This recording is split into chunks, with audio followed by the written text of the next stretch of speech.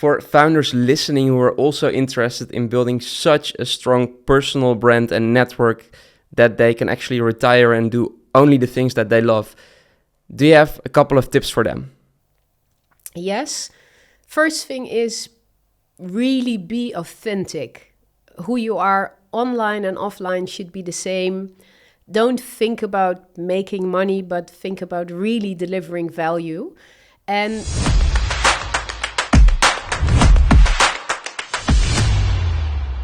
welcome to the Amsterdam Founders Club podcast. Today I'm here with Esther Jacobs, also known as the No Excuses Lady. She wrote 30 books, spoke and gave keynotes at over 1,000 stages internationally. She raised over 16 million euros for charity, and she is a digital nomad entrepreneur optimizing her lifestyle as well as her business. She helps other entrepreneurs with writing their books and becoming an authority, and she actually just retired with a big theater show at the age of 55. Incredible story, Esther. Very happy to have you. Welcome to the Amsterdam Founders Club podcast. Thank you. That's a nice introduction. Well, you did all the work. I just had to tell it. So I'm actually interested, and maybe that connects with one of the things that I already mentioned. Can you share with us a crazy entrepreneurial story that happened to you until today? Ooh, so many things. I started doing business before there was internet. So everything I learned was offline. And I learned to apply that also online. And one thing that comes to mind is I organize writing retreats where I help people to write their book in a week. But I have to organize the location and the villa and the food and the excursions and the workshops and everything. And I feel like a tour leader sometimes. And then one day I saw on Facebook Atlantic cruise offered for a very low price.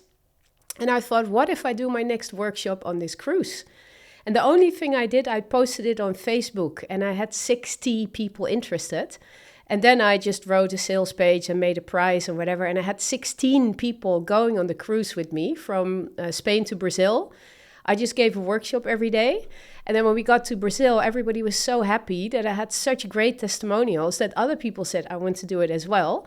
So a few months later, the boat went back. And I did it again. And in the meantime, I had to stay in South America for 3 months. And I went to Argentina and I learned how to dance the tango.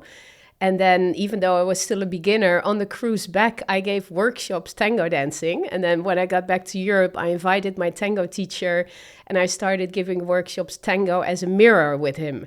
So basically everything I do is a story because I start very small and very close to myself and I don't do a lot of preparation. But if I know that people are interested, then I just develop it further.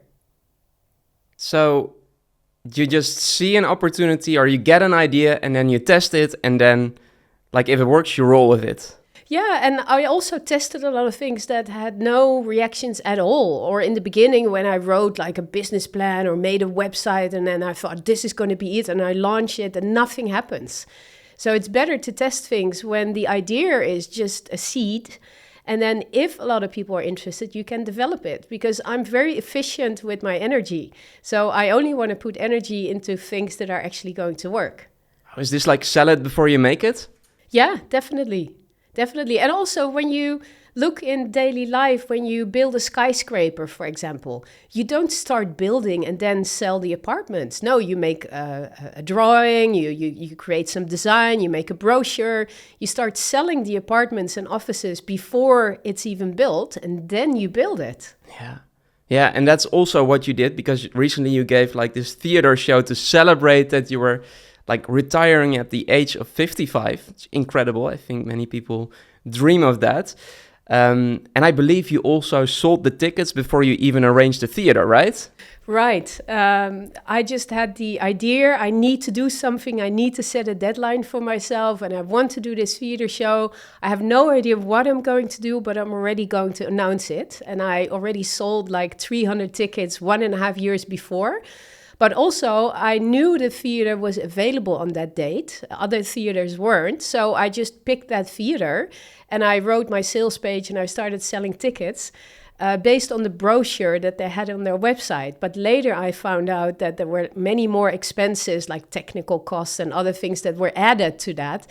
So basically I didn't even make any money with the theater show, but I had this idea. And by selling the tickets and announcing it, it was also accountability for myself to actually do it. Yeah.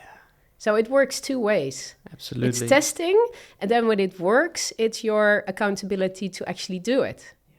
Instead of putting it off and thinking, I don't know if it's going to work. Very powerful indeed to have already sold it and then you need to deliver. In a minute, I want to dive deep a little bit in retirement as a founder, like how to prepare and how to live your life until the moment you actually formally retire, if as founders we ever retire. But before that, I actually want to go and take a little step back. Just curious about how you grew up and where did you come from? Yeah, I think it's very important how you're shaped and how you were raised, in what culture, what country you're born. So I'm originally from the Netherlands, small town south of Utrecht, Nieuwegein. Interesting family. My father was an entrepreneur and my mother was from a grocery family. So two very opposite cultures. The grocery is in a scarcity mindset, watching every coin and every resource, and entrepreneurs take risks, see opportunities.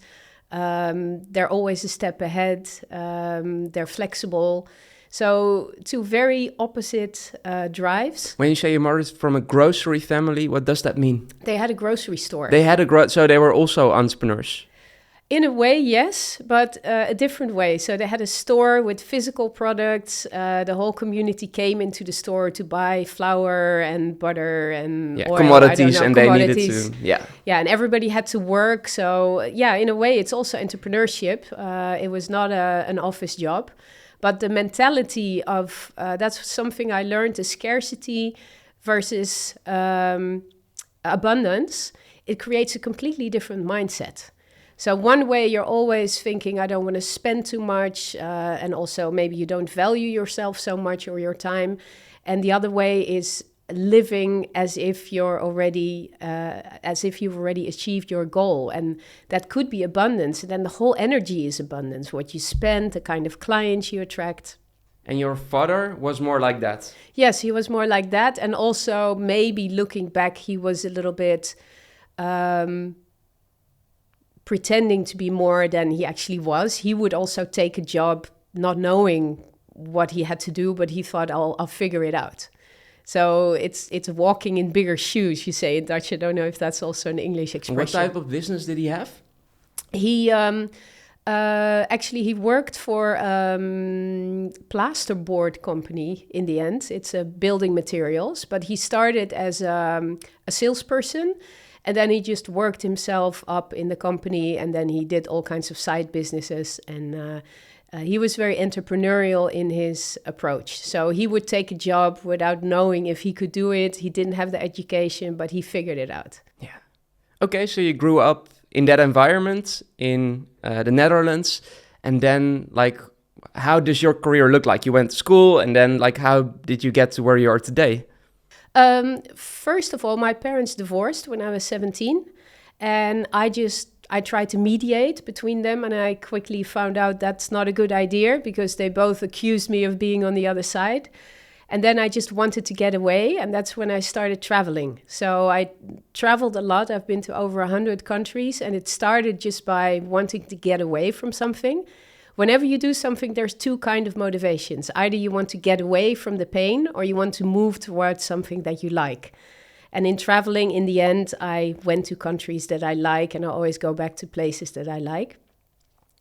I went to a private business school, Nijrode University. I got my BBA, and most of my peers continued to study at the university, communication, business, economics. But I felt I had to make a choice between time or money. So if I pursued a career, I would have money, but I wouldn't have time. And I thought that it would be easier to get money than to get time. So I decided to just go travel, become an entrepreneur, do odd projects, and enjoy the time that I had, and the money would follow. So I did like hundreds of different projects in different countries, and I failed like 99 times, but I learned to get to know myself really, really well. And I found out what I was good at, and I kept doing the things that I was good at and not doing the things that I was not good at. So in the end, I became extremely good at some things, and that's the only way that people saw me. So some people thought I was like some kind of a superwoman because everything I did succeeded, and I was very visible, and I was really fast at the things I was good at. But then after a while, I realized that I was only feeding my masculine energy. So the doing, the results, the productivity, the efficiency. And in a way, you need both things in your life. So a few years ago, or about 10 years ago, after 2 car accidents, 2 whiplashes, 2 burnouts, I started to explore the other side, which is more creative, which is more being. And for the first time, I realized that I was trying something that was really out of my comfort zone, that I really didn't feel comfortable. It felt very vulnerable. And for the first time, I understood that's how many people feel in daily life. Like I've been interviewed 750 times on TV and whatever. I feel comfortable on a stage, and many people say, oh, I feel so horrible doing that. And I never understood. But now I was exploring tango and other feminine things, and I felt like that. I felt so insecure and vulnerable. So suddenly I started to understand other people better, and also that it's good to develop that side of yourself. So I always said, develop what you're good at. Don't try to be mediocre by upgrading the things that you're not so good at. But there's also an importance in exploring that side to become a balanced human being. Yeah. Was there like a specific moment that pivoted you into exploring your feminine side? Yes, the second car accident that I had. A second car accident? Yeah, I had 2 car accidents. And about 10 years ago, I had the second one in Curacao. And I had a whiplash, which means that some nerves are damaged in your neck and your brain doesn't function the way it used to. So my brain was always very fast, and it's still fast, but it's not as fast as it used to be. And I don't have brain space the whole day. Like I may have half an hour or a few hours, and it got better over the years. But especially in the beginning, I couldn't concentrate. I didn't have a lot of energy. So you have to be very careful what you spend that time and energy on. And I was always being productive and efficient, but that only drained me more. And I had to do yoga, and I was trying to find a way to gain more energy, but I was making a mistake. I was putting being on my to-do list. Right. And I didn't understand that at the time, because people told me you have to do meditation, you have to do yoga, you have to do an appreciation diary. So I did all that, like, okay, I'm doing this. When is it going to get better? And I didn't understand that the real secret is creating space, just space, time with nothing, so you can feel what you need and not schedule those things. So that took me years, and I'm still learning. Yeah, it took you 2 car accidents to learn that. Yeah. Is there something else that sparked from those car accidents, like another positive change or pivotal moment? A few years later, actually about 2 years ago, I did an MDMA journey with a psychologist, which is like a psychedelic journey. And it's really for, not for entertainment, but for self-development. And just before, during, after, I don't know exactly where it initiated, I put my phone on silent and do not disturb. So I always had my phone on, and I was led by the notifications. And since 2 years, I'm the one who determines when I look at my phone and when I answer messages. And also, around that time, I merged all my appointments into 2 days. So I didn't have meetings anymore during the week all the time, But everything was in 2 days. So those 2 days I work very hard and I sit behind my laptop. And the other days I have space to do something else. I can also work if I want, but I don't have to. And I think that made the biggest difference in the past few years, just to create space. So in a way, the accident, it gave you a constraint and that became your power of focus. Yeah, and I think if that accident hadn't happened, I would have continued and continued because I was doing, things to work smarter, more efficient, time management. But every hour I saved, I just filled with more work. And I see many entrepreneurs doing that. There's just no end to it. You can become more efficient, squeeze more and more and more. But if you keep putting more work into it, you're going for the abyss. Something's going to happen. Either you get sick, you get an accident, get a burnout. Life doesn't work that way. You can do it for a while if you need to, for a project, a deadline. But you also have to build in space to recuperate. Yeah, I think that beautifully connects to our topic of retirement for founders. Like we know a lot of entrepreneurs struggle with this or postpone making any decisions, but you impressively retired at the age of 55, and also at the same time you've been living a dream life. From what I can see, like you go to Italy to host writing retreats that I'm imagining you like love hosting as well, and like everything you do seems like you might want to do if you are retired, but you're already doing it now.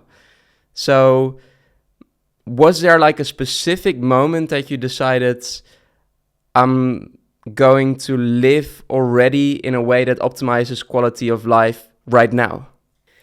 Yeah, I think those MDMA retreats that I did two, kind of initiated it. And of course, if you decide to do something like that, a seed has already been planted. But I was thinking, am I going to continue like this? Like working hard, enjoying life, but always being led by my agenda and by, just doing more and more. Every conference you go to, it's about growth, about 10xing, more. But is that really what you want? Because if you talk to most founders, they want to earn more and more and more and grow their business to then either have passive income or sell it, and then they can go do what they really want.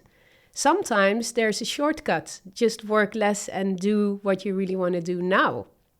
So I was thinking about these things, and so what if I continue? Is there a point at the horizon? No, because it's just going to continue. And somehow I said, okay, let me put this point on the horizon, and then publicly announce it and also put the theater show on that date, so I cannot, fool myself and get away from it. And then at that point, I'm just going to create space. So I'm also not going to decide what I'm going to do. So maybe I want to continue working, but I'll figure it out then. Yeah, so for me, just marking that point, and then I even hired a coach to work towards that, because what do you need to do to downsize your business? We don't learn that. So my idea was not that I did not want to work anymore, but I did not want to run a business anymore. I don't want to have any more team meetings. I don't want to have a back office. I don't want to run systems. Those are the things I don't like, but I do like working with people, helping people to write their book, helping them to get more freedom in their life.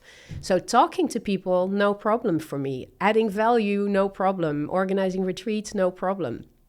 But the whole thing with funnels and emails and back offices and systems and meetings, team meetings or other meetings, I don't want to do it anymore. I know 100% what you mean. Yeah. Did you decide on a specific financial goal, before deciding like, hey, now I can retire? Oh, that's also interesting. No. And in fact, I don't have enough money to retire, but I knew that I would figure it out. I knew that, and I still know that something will present itself, or, I have some real estate. I still coach some people. I do some VIP ghostwriting for entrepreneurs, but I don't have enough money. I don't have I don't have a goal. I just trust that it will be okay. And also the moment I announced my retirement, between brackets, 1.5 years ago, everybody suddenly wanted to work with me. I had my best business years in the past 2 years. Like everybody wanted to come to my last retreats, workshops, coaching. I was like, oh, maybe I shouldn't stop because now I'm working less and making more money. But I still did it because I knew I needed the break from what I was doing, and then something new will present itself or not. Okay, so you retired from the things you disliked. You're only going to do things that you like and probably make more money doing so. Yeah, that's what I hope. Yeah. And otherwise, I can always go back to what I was doing if necessary. So that's like in the back of my mind, like an emergency plan. But of course, I don't want that. Yeah. Mm-hmm. And how do you, like, for founders listening, like, what can they learn from this decision that you make and the lessons that you've learned so far? Well, one important thing is everybody's talking about growing, 10xing, etc. Really nice. If it gives you energy, if it makes you happy, please do it. But if you're doing it, then to slow down and to do what you really like, surfing, starting a family, learning something, then think again, is it necessary to grow, or could you stay at a certain level and then just devote your time and energy to the things that you actually want to do? So that's the first thing. Don't make growth your main goal unless it's what you really want. The other thing is, if you want to exit your company by selling it, prepare from the start with systems, people, documentation. My company was really me because I never thought about it, so I couldn't even sell it if I wanted to. But some software companies or SaaS companies, they can be sold. So prepare from the beginning so that when you want to exit, you can easily do it. And then if you're running a company like me, maybe you can simplify it, automate it, so that you still have some revenue or other people can run it and you can take more time for the things that you really want to do or only do the things that you like doing. But definitely think about what would be an end point for me. Don't just continue until one day you get sick or old or whatever. Don't think about it. Why are you doing all this? What do you want to achieve in life?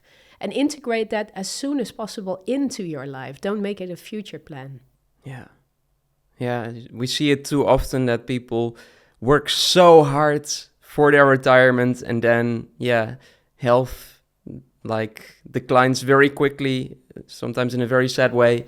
Yeah, and then or they your never partner had becomes sick, the or the partner world becomes sick. changes. Yeah. Like if you want to travel, when I started traveling, countries were still like original, and now you have the same Starbucks and co-working places everywhere, which makes it a lot easier to travel. But you have to go further and further away to find like the original, authentic experience.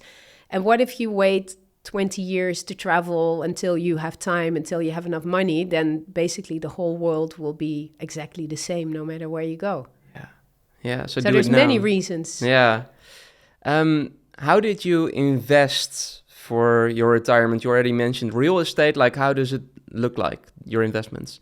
Well, I didn't consciously plan or invest for it. But real estate started when, in fact, I was fired from the Netherlands for traveling too much. So basically, to be registered, even if you own a house, you need to sleep there at least 4 months a year.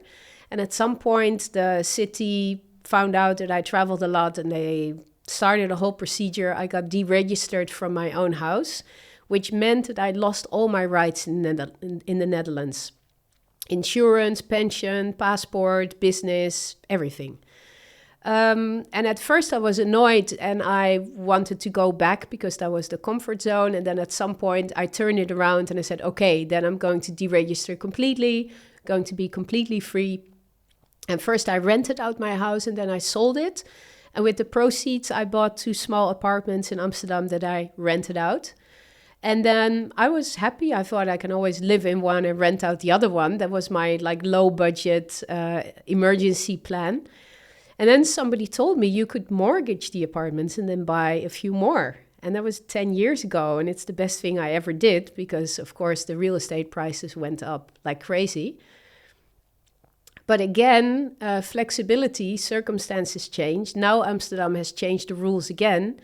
And basically owning apartments gets more expensive and renting them out gets more difficult if they're small. So I'm going to have to change my whole system again. I'm selling them. I'm leaving the Netherlands. I've invested a little bit in the south of Italy, which is nice, but also not a very secure thing.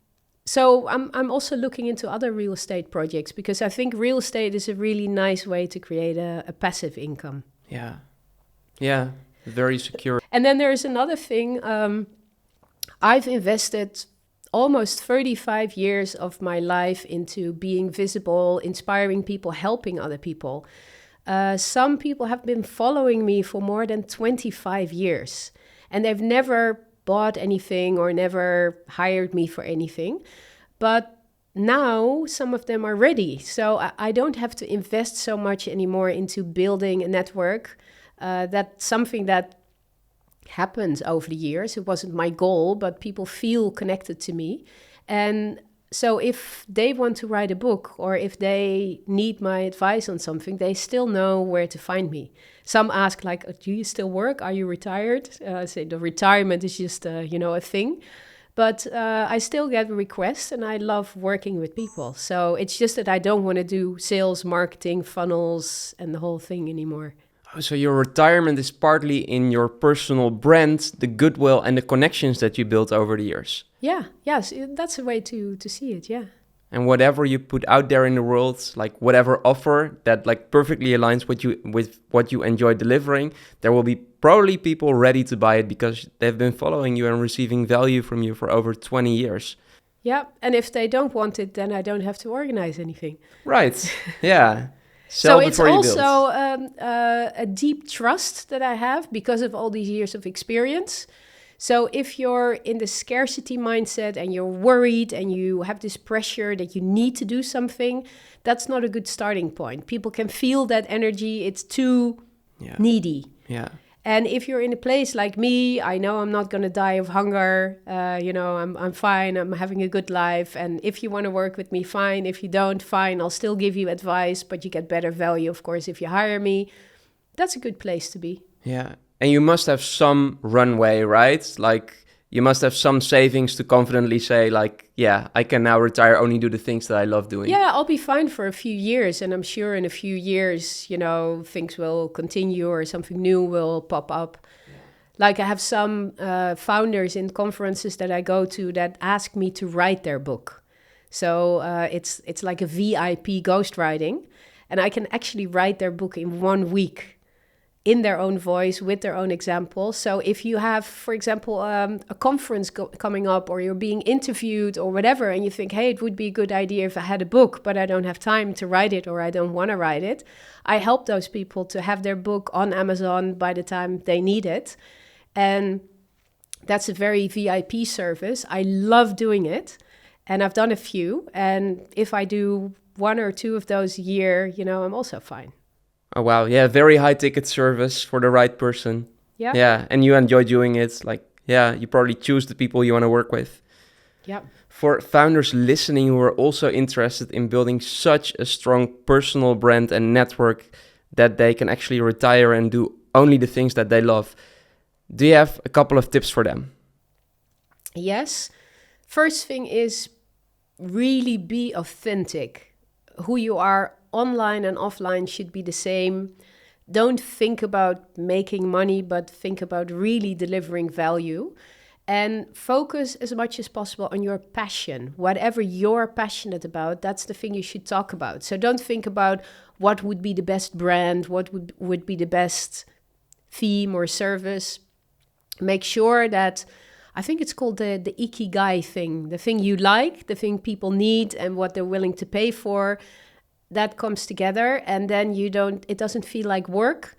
It's very authentic, whether, if you post something, whether people like it or not, you want to post it anyway, you want to talk about it, and it attracts the right people. So I think it's all about being authentic, and especially in this time of AI, anybody can generate content, but you feel when it's just content created to have content or when it's something authentic with passion, with personality. Yeah. Authenticity as like the driver of a strong personal brand. Yes, absolutely. Yeah. Do you use AI at all? I do use it a lot, but I make sure to feed it with exactly what I'm thinking and what I want to say, and then it helps me. So I don't say write an article about X, but I say, hey, I was there and I met Marcel and I had this idea and we talked about this. Can you write a post relating it to this thing we talked about last week or to my reverse writing method? Or so I give very specific instructions plus my personal observations, and then it helps me to write a post in my tone of voice that has the value that I want to deliver. All right.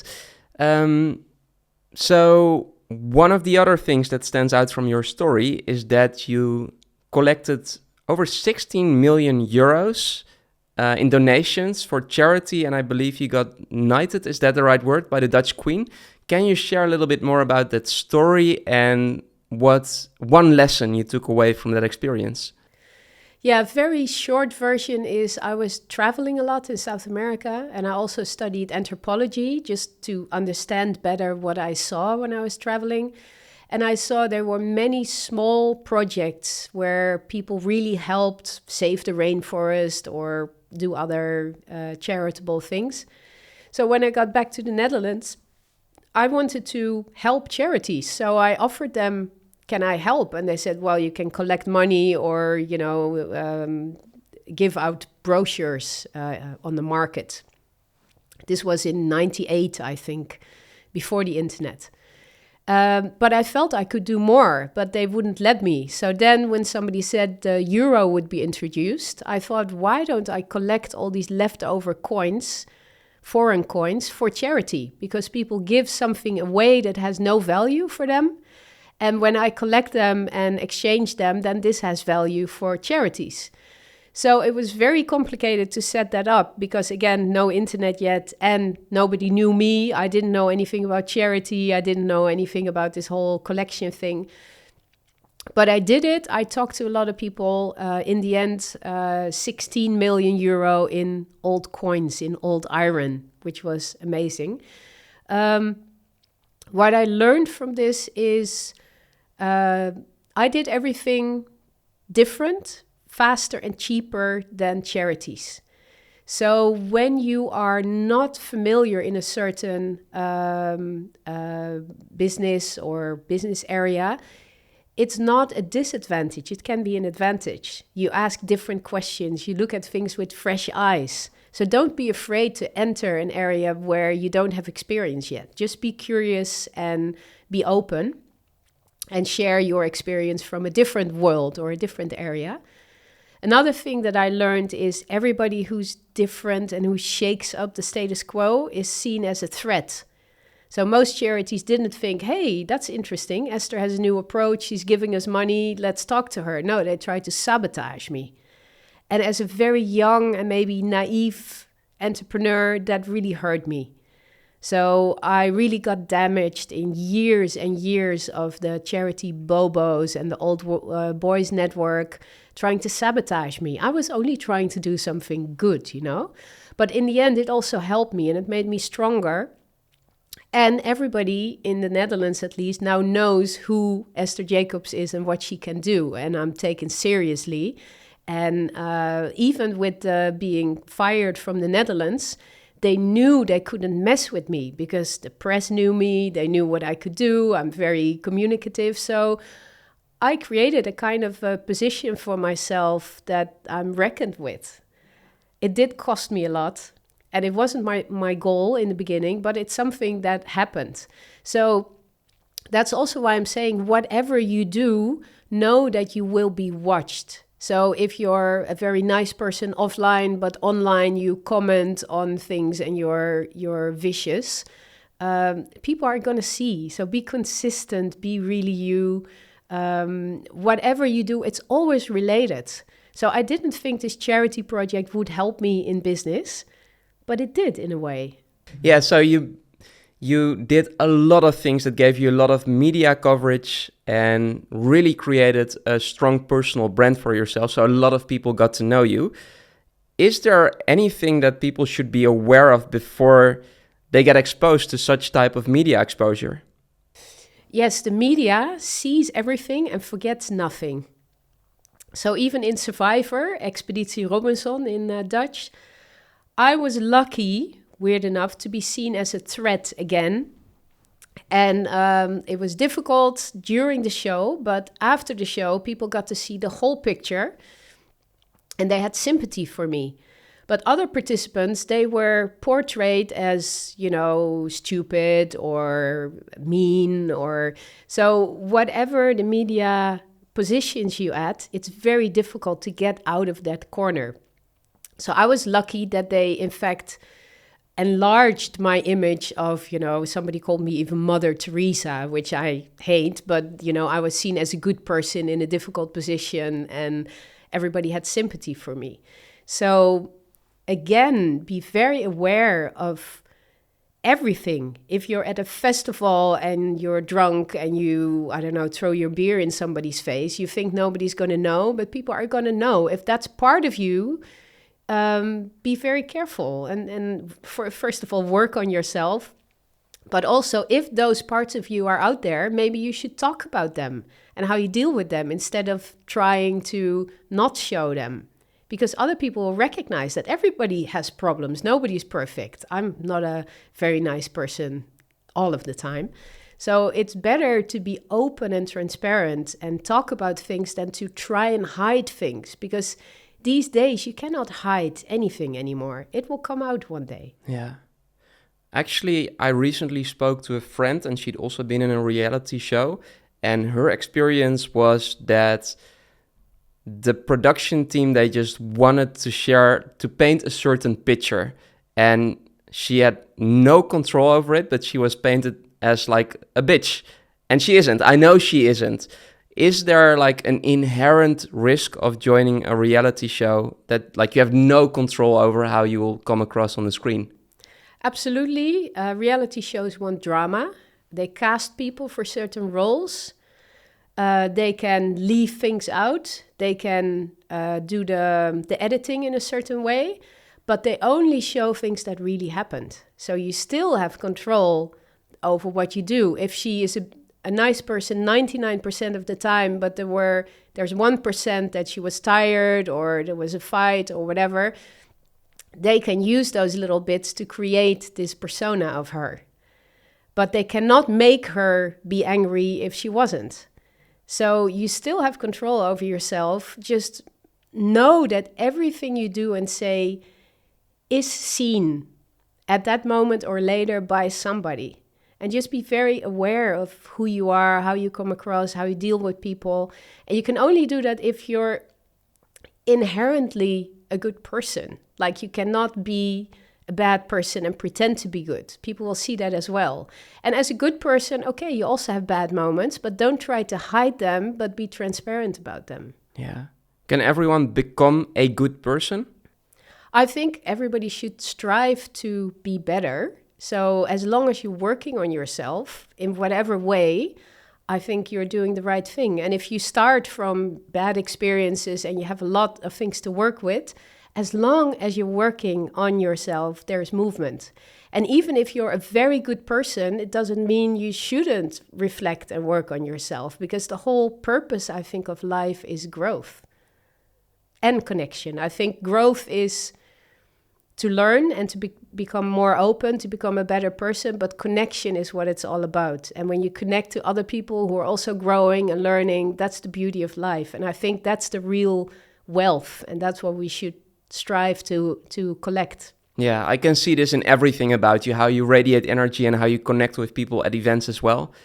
Yeah, you really walk the walk, or what's the expression? Walk the talk. Walk the talk.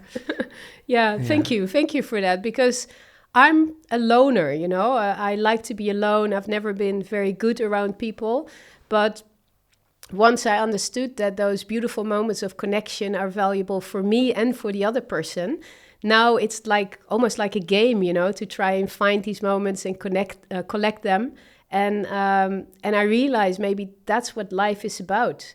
You hear this story about this nurse who helps people on their deathbed, and nobody ever says, I wish I had more money, I wish I worked more, but it's all about connection. And also when you're a founder planning for your retirement or not planning for your retirement, don't only count your productivity, your turnover, your success, but also count those moments of connection.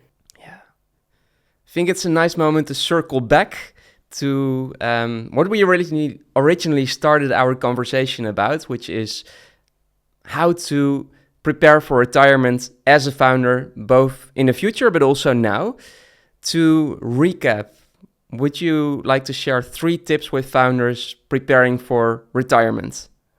Yes, I would say, first of all, have a clear picture of what is really important for you. So do you want to travel? Do you want to start a family? Do you want to play music? Make time for that now, even if you're growing your business, even if you really want to dive into your business. Know what you want and already incorporate it in your life now. I think that's important. The other thing is create space, because in this space, things can happen. Serendipity, intuition, creativity, recovery.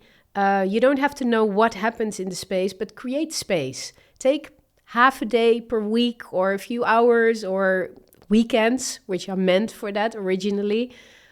Create space to feel, to be spontaneous, to listen to your intuition. That's important to balance those 2 sides of you. And then very practical, if you can, bundle things, like bundle calls on one day, bundle admin work, bundle your social media if you don't like doing it, so that you become more efficient and then you have time to create that space. Yeah. Any particular percentage of your revenue or profit that you set aside for retirement? I never think of those things. In fact, I don't even know how much money I make, how much money I spend. I'm completely detached from finances. Like really weird. I wouldn't advise that to others. But it is a good idea to think about your dream life and how much money you would need for that. Because I see that people always think they need more and more and more. But when you think about the life you want to live, you could probably do that for much less. And if you keep making the amount higher, it means you need to work harder and longer to achieve that. So that's another thing. Write down your dream life and think about how much money you would need for that. And it's probably less than you think. Because making music doesn't cost anything. Traveling can be much cheaper than living in an expensive city. Spending time with loved ones doesn't cost anything. So of course you need some money, but it's probably a lot less than you think. To wrap up, I have one final question for you. If you had the ability to share one message with every founder in the world, what would it be?